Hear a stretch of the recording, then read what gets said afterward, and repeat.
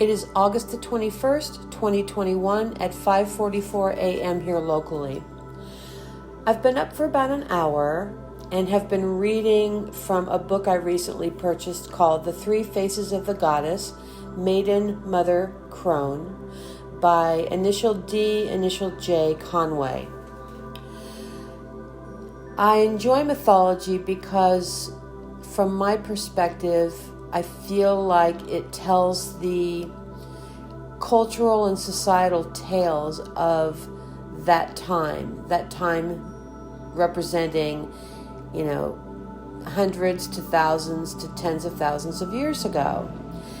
And I am of the mind that mythology was their way of capturing what was not memorialized in written form, probably because most people didn't read and write at that time. What caught my attention while reading, enough so that I would stop and record this, is that what I read paralleled what I had watched last night on a program called Initiation, I think is what it is, from the network Gaia. I think it was episode 4, called something, the Fifth Dimension. And it's a very interesting program. I highly recommend it. But it was two different ways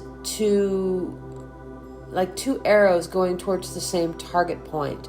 It was talking about exactly the same thing in two different ways. And it really struck a chord with me because of how it highlights our life experience in ways that really we don't talk about or even think about. And I will summarize my thoughts on that when I'm finished here.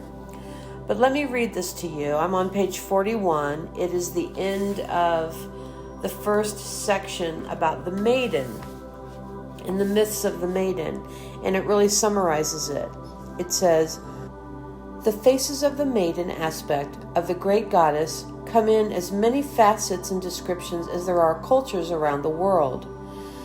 Each facet is slightly different, presenting new thoughts on the Maiden, but the core symbolism remains the same. The Maiden is the huntress of the mind, who, through her powers of symbolic growth in all its meanings, make us renew ourselves as a result of our inner journey. If we are sincere in our inner search through the maze, the Maiden encourages and entices us to follow her to the divine center. She does not send us on by ourselves, but leads the way. If we are unprepared to face the truth of ourselves, our actions, and our thoughts, if we deny the need for self-improvement and change, the Maiden presents her terrifying form, complete with writhing snakes and wild hunting hounds. The huntress then drives us out of the labyrinth, repelling us until we are properly prepared for the inward journey.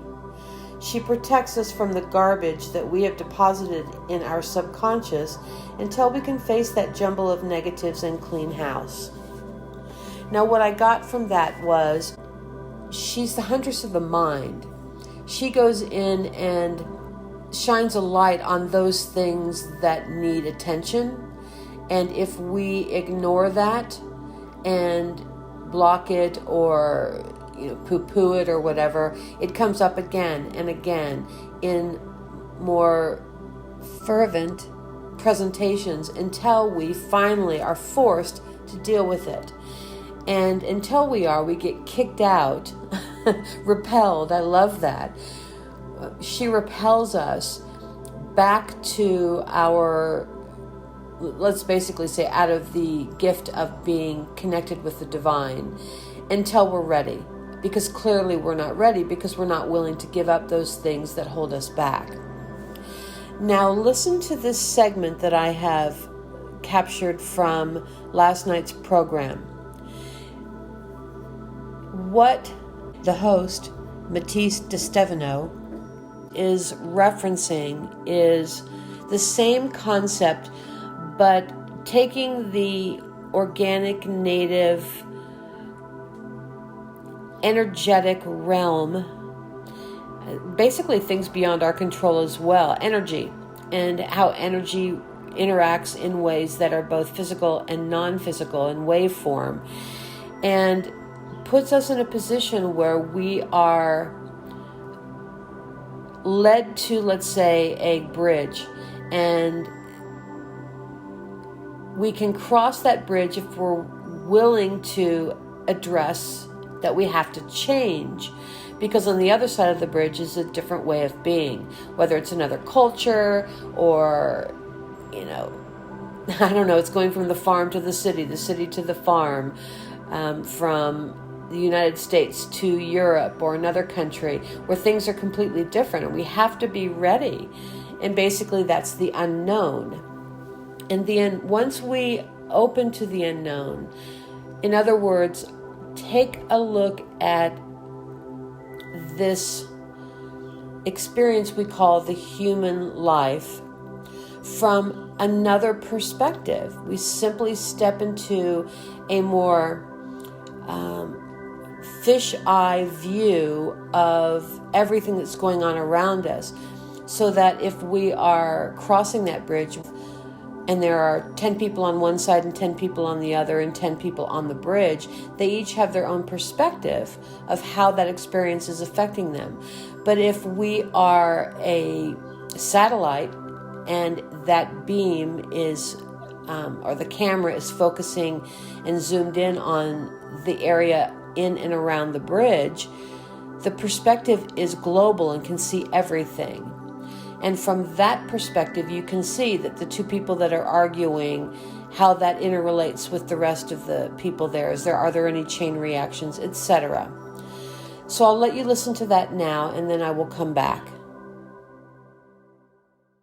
You must understand the purpose of transformation. Transcendence for the universe has a good way and a bad way to be released. The good way is when you realize that your reality is stuck and you start to transform your reality into another one. And the bad way to do that is when you are stuck in your reality, but you say, no, I don't want to change. So when you don't want to change, the whole vibration of your body and your reality start to change you by force, because the main statement of the universe in the fifth dimension is evolution. If you don't change, so the energy is stuck, you get ill or there's a war. So war and sickness, illness are just the final product of you don't realizing that you have to change. So the world makes you change by force. So that's why we have to understand that if we want to correct and rid out of wars and illness, we don't have to fight against war by peace, and we don't have to fight illness by heal, because that's polarity. War and peace is polarity. Always will need peace and war if you are in polarity. If you fight war with peace, peace became war. Once and again, once and again, once and again. So when you go up and you see the whole process from the fifth dimension, you will realize that war and peace as just processes that are held because you are not able to evolve by yourself. So when you realize to be in harmony, flow of changing your own life, peace and war start to disappear. And you find the middle, which is called balance and harmony. So that's the fifth dimension, to live in harmony with the process of every time and every space. So why did I feel the empirical resonance, drive, will, let's call it, just our will is what gives us the motivation and the energy and the fortitude to take the steps forward in something? What gave me the will to create this recording? Well, many things, but I'll feature two. One is personal and one is for everyone. The first one is, this is a perfect example of how information that is of value to me, that helps me grow, evolve. I like the word evolve, evolution, because it's more a part of the human experience, so that we can then move into the next and to the next and to the next. You see, I watched this program last night just by chance. I got this, free subscription. I thought I would give it a whirl. I found this series, and over the last couple of weeks, whenever I eat dinner or I'm walking around the house doing activities, I just turn it on so it's background noise. But when I heard that last night, I actually sat down and listened to it a couple of times because of the significance it had for me. So then, moving forward this morning, I get up. Before I do anything else, I literally just get a cup of coffee, cold coffee that I had in the refrigerator waiting, so no thought associated with that. I turned on some lights and I sat down and decided to read. I didn't want too much stimulation. I didn't want to, watch a program or turn on a radio with a lot of talk. So I decided and chose to read this book. And it was very pleasurable and the perfect environment in which to absorb it and get stimulated, but not have it be too much too soon. So nothing else had come into my experience, and I only read, I think 2 pages until I got to this conclusion section, and then it was this waft of recognition and how those myths that are thousands and thousands of years old